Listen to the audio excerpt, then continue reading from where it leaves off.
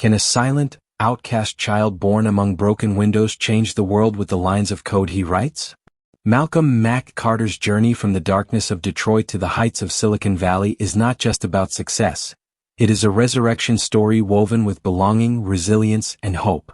This journey, delving deeper with each chapter and rising higher with every line, invites you to find your own compass. If you like the video and subscribe to the channel, let's move on to our story. Enjoy watching. In the summer of 2005, on the east side of Detroit, among streets paved with concrete and poverty, the story of Malcolm Mack Carter was beginning. At just 12 years old, Mack was fighting to survive alongside his mother Denise and his 7-year-old sister Jada, in the midst of worn-down apartment buildings. His father had been shot during a drug raid when Mack was 5. All that remained was a photo with a cracked frame and an unfinished surname. Life in the neighborhood was always lived in a state of urgency. Sirens sounded like lullabies to the children. They didn't wake up to gunshots in the mornings, but to the shouts of Mr. Leroy, the elderly grocer who gave out free coffee to locals. "Wake up, kids!" But even these sounds had lost their meaning for Mack. The silence growing inside him had begun to disconnect him from the noise around him. Things were even more complicated at school. Mack was the quietest student in class, but also the one mocked the most. His love for books had earned him the label of nerd. Especially Reggie and his gang bullied him at every opportunity, sometimes throwing his notebooks to the floor after school just for fun. Mack never fought back. He couldn't, because in a neighborhood shaped by violence, fighting back meant declaring war. But in Mack's world, there was one place that felt like a window bursting with color in the middle of all that gray life: the neighborhood library.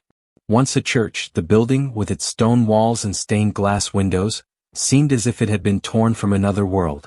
When he stepped inside, he felt invisible, just the way he liked it. He would sit for hours at the computer trying to learn HTML.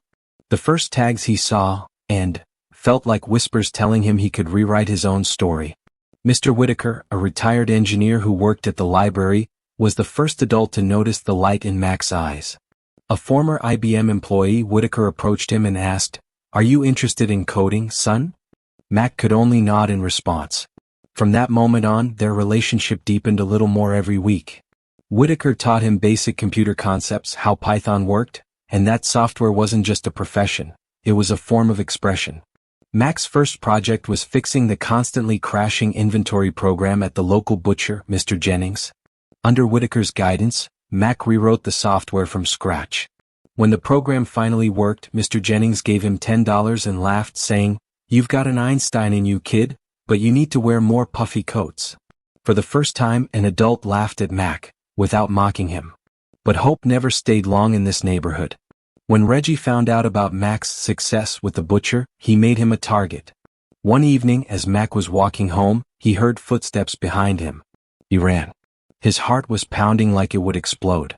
That night, he wasn't beaten, but a note had been slipped into his pocket. "You don't get rich with books. Around here, fists keep you alive." Mack tore the note but memorized the words.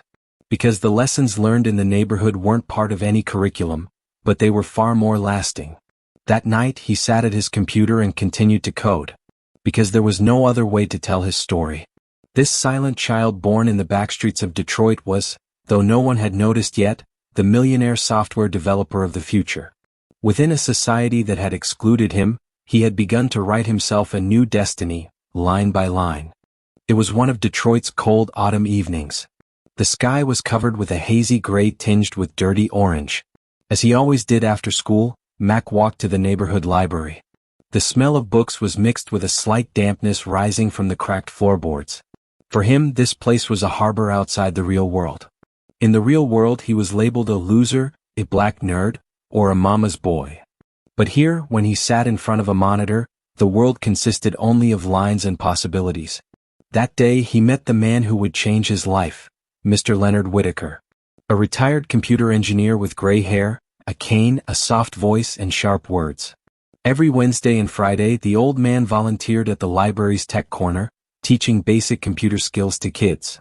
But most of the kids were only interested in playing GTA or listening to music through their headphones. Only Mack silently scanned HTML documents at the monitor. Whitaker watched him and didn't say anything for a few days. Then one day he quietly sat next to him and asked, "Why do you want to code, Mack?" The boy flinched. People usually asked why he wasn't out on the streets, why he didn't fight. But for the first time, someone asked why he wanted to learn. "I want to bring order to the world," Mack said. "Code follows rules. People don't." Whitaker smiled. "Good answer," he said. "But remember, even the most complex code crashes sometimes. The real challenge is having the patience to rebuild it." From that day on, Mack started sitting right by Whitaker's side every time he came to the library. In the first lessons he learned HTML and CSS. Then they moved on to Python. Variables, loops, condition blocks. All these concepts came together in Mack's mind like pieces of a fascinating game. One day Whitaker gave him a real task. The elderly butcher in the neighborhood, Mr. Eubanks, was using an old stock tracking program that had been built years ago but no longer worked properly. Every time a customer came, the system crashed, and orders were recorded incorrectly. When Whitaker asked, "Can you fix this?" Mack's eyes lit up. He examined the code for hours. The problem was simple. The software was formatted for the early 2000s and couldn't read recent years. Mack fixed the bug and brought the system back to life. The next day Mr. Eubanks smiled and said, "My little genius," and gave him a $2 tip. But more valuable than the money was how he proudly introduced Mack in front of the customers. For the first time in the neighborhood, people spoke of him with praise, not mockery. But not everything was rosy. Mack's mother Denise feared that his efforts might one day get him into trouble. "Son, don't draw too much attention," she said. "Some people don't like the light." Denise's voice trembled because she sensed that Mack's brightness might one day attract the wrong kind of people. And those wrong people weren't far. The East Side Kings gang was watching the neighborhood kids, trying to lure the promising ones into their business. As Mack's name spread from ear to ear, one day 3 boys blocked his path as he left the library. The tallest one, Trey, wearing a red and white jacket, approached with a grin. "We heard you're the computer guy. Fix up our phones too, maybe you'll make a little money." Mack hesitated. I don't do that kind of thing." Trey's smile vanished instantly. "Then you're coding in the wrong neighborhood, brother," he said. Mack walked on, but his heart was pounding wildly. For the first time, he realized that the code he wrote could bring not only praise but also threats. That night, as he tossed in bed, he remembered Whitaker's words. The real challenge is having the patience to rebuild it. A system was broken in Detroit. But Mack believed he could fix it. The light beneath the code was no longer just a tool for him, it had become a refuge. And from that refuge, he was determined to someday shine a light across the entire neighborhood. Winter in Detroit had a cruelty of its own. Even though snow fell with a soft silence, the neighborhood sprinkled despair over the white blanket. For Mack Carter, that winter became the season where he faced a reality much harsher than the keyboard he coded on. Fixing Mr. Eubanks's software had brought Mack unexpected visibility in the neighborhood. The elderly greeted him as the smart kid, and some of the younger ones had quietly started calling him Computer Mack. A few teachers even offered to submit his name for the school's science fair. But this sudden attention dragged him into silence, and the dark side of Detroit never liked silence. The East Side Kings gang had begun keeping an eye on Mack. Especially Reggie, the boy who had been tormenting him since middle school, was no longer just mocking but threatening. One day he caught Mack behind the school's back exit. Grabbing him by the collar, he asked, "What are you trying to do, huh? Become one of the white kids? Playing hero in the neighborhood on your own?" Mack didn't respond. Speaking would only make him more of a target. That week, when Denise returned from her night shift, she saw that the windows of their house had been smashed. Spray painted on the living room wall were the words, "We speak with bullets, not books." Jada was crying. Mack said nothing and dropped to the floor to gather the broken glass. He didn't care that it cut into his hands. His mother knelt beside him in anger and fear. "What did I tell you, Mack? Didn't I say not to stand out? If you draw their attention, we all pay the price." Mack's lips trembled. "But I didn't do anything wrong." Denise's eyes filled with tears. "These streets don't care if you're good. One day you'll understand that." The windows of their home could be replaced. But the fear in people's eyes didn't change. After the incident, no one talked about Mack's achievement. Silence ruled the library. Even Mr. Whitaker left him alone for a while. He didn't want to get involved in threats like these. No one did. The next day, as Mack walked to the library, He looked back one last time at their house with its windows boarded up with cardboard. A voice inside him said, "This place will swallow you." That evening, his mother sat him down in the kitchen for a serious talk. His Aunt Monique, was a nurse in Atlanta. Denise had decided to send the kids there. "This neighborhood is too small for you, Mac," she said. "You're more than this place, but it's going to drag you down." Mac didn't object. Because now, every time he sat in front of the computer, he thought of shattered glass. Jada's crying echoed in his ears. Leaving hurt but staying would have been worse. 3 days later they left Detroit. At the Greyhound bus terminal, as Mac stared out the window, a kid came and sat beside him. He had a phone in his hand. "You're Mac, right? The one who fixed that butcher's computer," he said. Mac nodded slightly. "I want to learn too. Coding or whatever. How do you start?" Mac paused. He tore a page from his notebook and wrote a simple line of Python code. "Everything starts with a line." And he smiled. "This is how you start." As the bus pulled away, Detroit's silhouette shrank behind him. The broken windows and broken hearts were left there. But the determination inside Mac had not wavered. In another city, on another keyboard, a new beginning awaited, one where he would rewrite his story. When they first arrived in Atlanta, the weather felt like it came from an entirely different continent compared to the Detroit winter Mac was used to. Even though it was February, the sun, though faint, was still shining in the sky. When they stepped off the Greyhound bus terminal, his Aunt Monique met them in a bright purple nurse's uniform. She was smiling, but the lines on her face revealed the weight of the years. "Oh, Mac, you've gotten so tall. Jada, come hug your aunt." Mac didn't say much. Detroit still burned warm inside him. Broken windows, spray-painted threats, Whitaker's silence, his mother's tears, all of it had happened just days ago. But for now, he carried those memories like a bag on his back and walked toward Monique's 2-bedroom apartment. Small but spotless. That home was the first stop in a brand new beginning. The new school was at first an unknown for Mac. South Fulton High School was much more organized and far bigger than his old school in Detroit. Teachers walked the halls, counselors guided students. There were no gangs here, or at least none that showed themselves. Still, Mac kept to the sidelines. He pulled up the hood of his black hoodie and stayed as quiet as possible. But things started to change in tech class. Their teacher, Dr. Alondra Hughes, was young, energetic, and had eyes sharp with awareness. She noticed Mac sitting alone in the back rows. While other students worked in groups, he was writing code all by himself. One day, as soon as class began, she stood in front of his desk. "Malcolm Carter, right? Looks like you enjoy coding." Mac just nodded. "Then I want to see you at the club this Friday. Robotics and Innovation Club. 3 o'clock. Science lab." Mac went, even if reluctantly. The lab was different than he'd imagined. Tables covered in wires, circuit boards, a 3D printer, Raspberry Pi kits.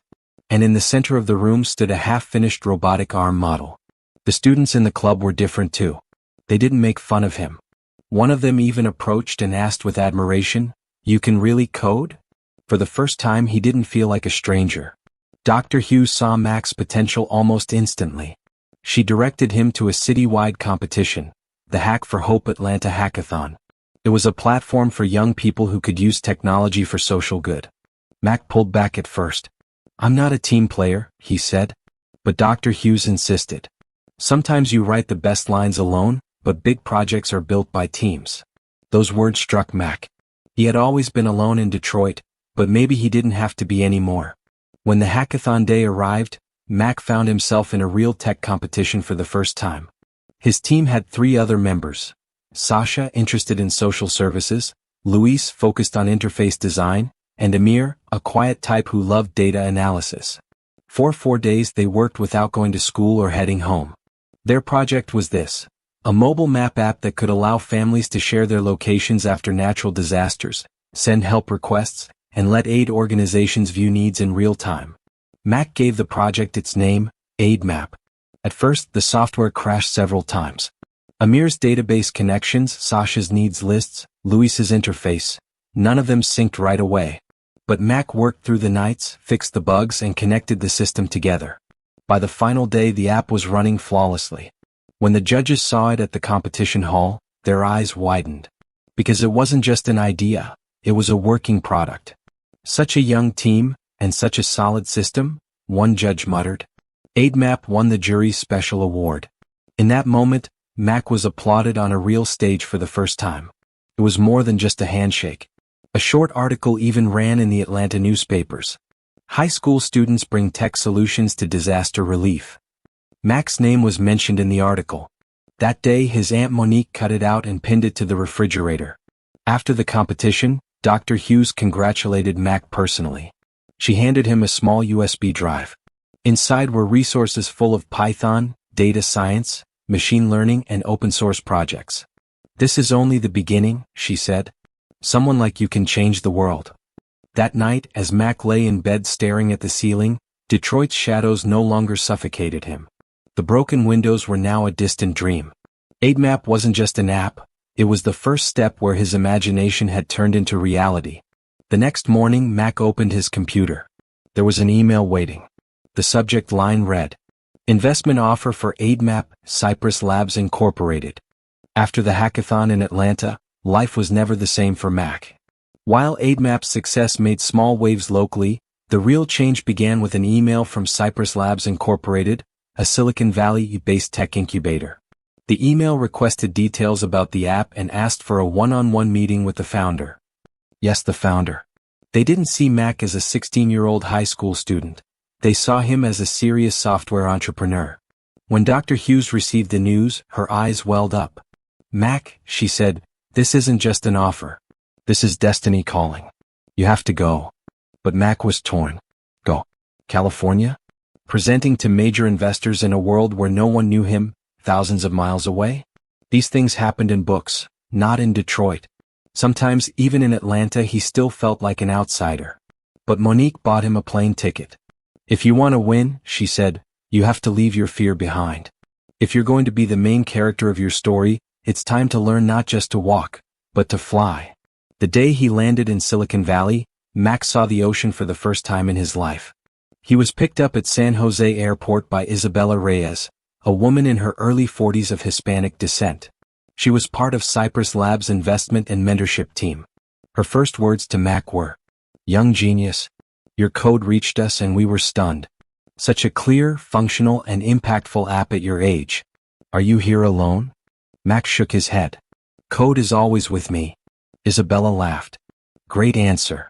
Cypress Labs, with its open offices, wall-to-wall screens, and endless energy drinks, was even more inspiring than Mack had imagined. During his 3-week internship, Mack shadowed teams developing AI-powered disaster analysis systems. On the first day he opened up AidMap's code and a senior developer told him, "You've put soul into this code." It was the first time Mack heard that his code wasn't just functional, it was inspiring. At the end of the 3rd week, Mack was scheduled to give a presentation. A small group of investors, startup founders, and mentors gathered in Cypress Labs' conference room. Mack wore black pants, a slim-fit navy sweater, and sneakers. He had rehearsed his lines, but when he stepped onto the stage, his heart was pounding. One of the slides read, "Why AidMap Matters." Mack spoke while imagining his mother and sister in a disaster, scenarios where they could be lost, unheard. Each word hit home with the audience. When he finished, there was a pause. Then the applause began. This wasn't like the applause at the hackathon. This was applause filled with respect. After the presentation, Isabella pulled him aside. "We can invest in you. But this isn't just about money. Someone like you with the right guidance could help millions. Our only condition, you must attend the Young Developer Camp at Stanford this summer." Stanford. A name Mack had only seen in documentaries as a kid, in books, and once heard Mr. Whitaker call, one of the world's greatest. "Can I really do it?" Mack asked, not to her but to something deeper. Isabella replied, "You already are." When the Stanford acceptance letter arrived, Mack first sent a letter to the Detroit Library. To Whitaker. Inside was the invitation he had received from Stanford and one sentence. "The boy you taught to code is now on his way to change the world. Thank you." The next day a letter came to Monique's door. Inside was a small handwritten card from Whitaker. "I believed in you, son. But you've gone beyond belief. May your path stay clear." That summer, Mack attended the 8-week Advanced Coding and Applied AI program at Stanford's campus. There he realized he wasn't alone. A young entrepreneur from Africa, a disaster engineering student from Brazil, a data specialist from India. Youth from around the world had gathered to change something, just like him. Mack decided to make AidMap open source. He uploaded the code to GitHub. And soon volunteers from different countries began improving the app. FEMA, the Red Cross, and even the UN volunteer networks reviewed the project. The first donation came. Then the second. Then a press interview. Mack was no longer just a coder, he was a problem solver. And one night, Mack shut his laptop in the Stanford dorm and stepped onto the balcony. He looked up at the sky. The gray clouds of Detroit had now given way to Pacific winds. But the struggle inside Mack had never changed. In every line of code, there was still his mother's tired voice, Jada's laughter, Whitaker's patience, and the sound of breaking glass. AidMap was no longer just an app. It had become a digital bridge that transformed the pain of the past into the power of the future. When the summer program at Stanford ended, Mack was no longer the same person. His mind wasn't filled only with code anymore, but also with a growing sense of responsibility. With AidMap becoming open source, volunteers from around the world had started contributing to the app.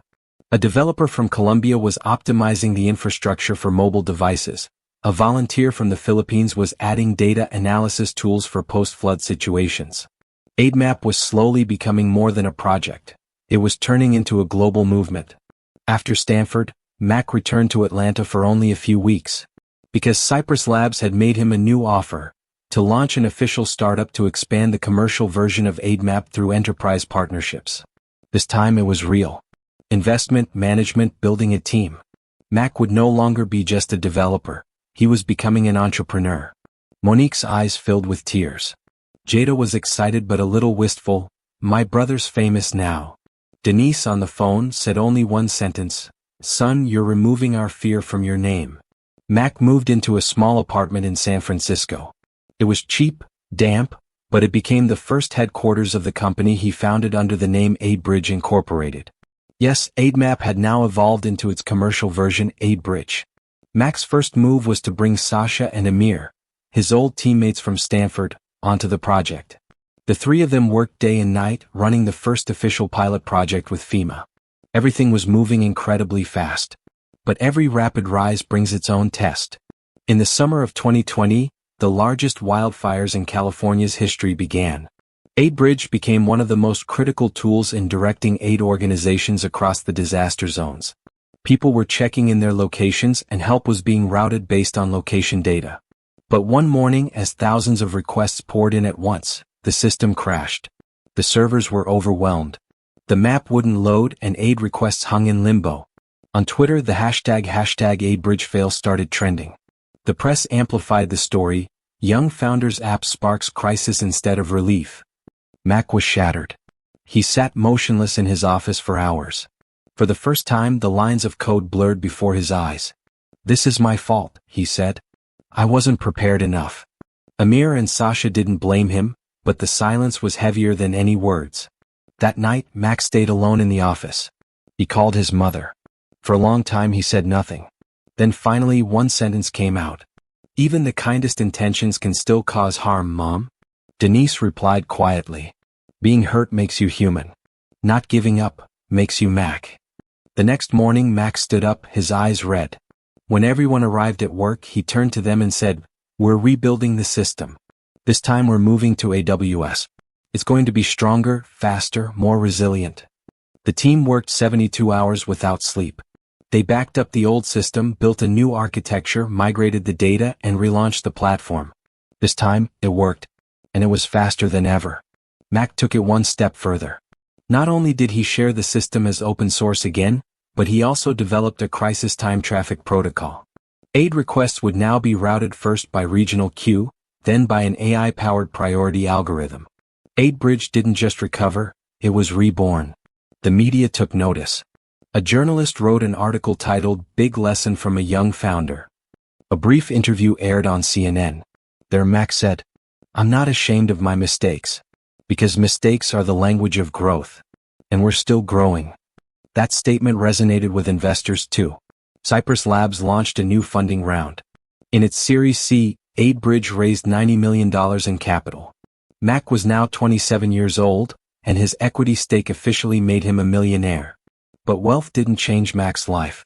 He still wore the same sneakers, used the same laptop, and pored over the same lines of code. What changed him was knowing that people were safe, because of Abridge. Still, Detroit never left his mind. The broken windows. The silent library. The old but determined look behind Whitaker's glasses. They all lived inside Mack. And now it was time to repay the debt. From the outside, Mack Carter's life looked flawless. Abridge, now a global disaster management software, was helping coordinate hundreds of thousands of lives and serving millions of users every year. It was being used not only in America, but in earthquake relief efforts in Indonesia, flood logistics in Nigeria, even in civilian evacuations during the war in Ukraine. The San Francisco offices were expanding by the day. Mack had grown his team and with a 40-person staff, had turned Abridge into a symbol of social responsibility in the tech world. The press now called him the conscience of Silicon Valley. He was invited to conferences, featured in interviews, listed in Time 100 as one of the shapers of the future. And yet, amidst all this success, Mack never felt fully at peace. It was as if an emptiness inside him couldn't be filled by any round of funding, any headline, or any award. Sometimes, when he was alone in his office, he thought of that small library in Detroit. The place where he wrote his first line of code, the place where someone first looked him in the eyes and said, "You can do it." Mr. Whitaker's cane tapping the floor. The cold air through the broken windows. His mother wrapping him tightly at night, whispering, "The world outside may be against you, but I'm always on your side." Around that time, Mack received a message from Dr. Hughes in Atlanta. She wrote that South Fulton High School wanted to renovate its tech lab, but lacked funding. Mack didn't hesitate. He sent $250,000 from his personal fund. He didn't care about invoices, contracts, or putting his name on anything. He just wanted to help. But even that didn't feel like enough. One night, he read a news article about a fire in Detroit. A young boy had died in an abandoned building. The story was barely 2 paragraphs long. But for Mack, it was louder than all the code in the world. The building in the article was one he had walked past every morning as a kid, an old apartment with boarded-up windows. He had never gone inside but always imagined ghosts living within. Now, a real life had been lost there. And it kept him awake. The next morning, Mack arrived at the office with an unusual look of determination. He called an emergency meeting with the board. On the projector, there was just one photo. An old building on the east side of Detroit. Below it, a single sentence. "There are thousands of buildings like this. But no one sees the lives inside them." He told the board he wanted to allocate part of Abridge's profits to establish a tech education center in low-income neighborhoods in Detroit. Some board members hesitated. "What will the return be?" they asked. Mack took a deep breath and replied, "There's no measurable return. This isn't an investment. This is the most important step in paying the debt I owe to my past." He had no doubt about what to name the project. Whitaker Innovation Center. He knew Mr. Whitaker was no longer alive, but he still heard his voice. "Code is your compass, son." When Mack landed in Detroit for the first time in years, the air was hazy again. As he walked out of the terminal under the pale gray sky, the heavy atmosphere filled his lungs. It was as if every memory from his childhood appeared before him. His clashes with Reggie, the shattered windows of their house, his mother's sleepless nights. But also the quiet afternoons in the library, writing his first lines of code with Mr. Whitaker. All of it still lived in this city. When construction began, the local youth only watched. Some looked on from a distance, some asked, "What is this? A government thing or something?" There was skepticism. Everyone who had come before had either made empty promises, or disappeared. But Mack stayed. He visited the site every week, talked with the workers, played basketball in the streets with the kids, spoke with the mothers. When the center opened, there were no brand logos at the entrance, no sponsorship plaques. Just one sentence. Every child left unlived becomes silence one day. We're breaking that silence with code. Dozens of young people applied in the first few weeks. Mack wanted to get to know each of them personally. He sat with them, listened, took notes. Some had been kicked out of their homes. Some expelled from school. Some had lost their families. But in every one of their eyes he saw the same spark, hope for a way out. One afternoon inside the classroom, one of the students shyly approached him. "Mr. Carter?" he asked. "Do you think my life can change too?" Mack looked him in the eyes and replied, It won't just change. If you want it to, you can change someone else's too. That night, Mack sat alone in the office. He made a cup of tea, looked out the window. Where there used to be broken glass, there was now light. The silence was gone. In its place, hope had arrived. And for the first time, Mack smiled, with a peace that came from deep within. A year had passed since the opening of the Whitaker Innovation Center. In the heart of Detroit's East Side, among crumbling buildings and forgotten streets, the center now shone like a beacon. Its windows were clean, its walls not covered in graffiti but filled with student drawings, its classrooms alive with young people coding, dreaming, building. Mack still worked 3 days a week at the Abridge headquarters in San Francisco, but spent the rest of his time either in Detroit or on the center's digital mentorship platform. Volunteers, developers and educators from around the world provided online support to students at the Whitaker Center, mentoring them on their projects.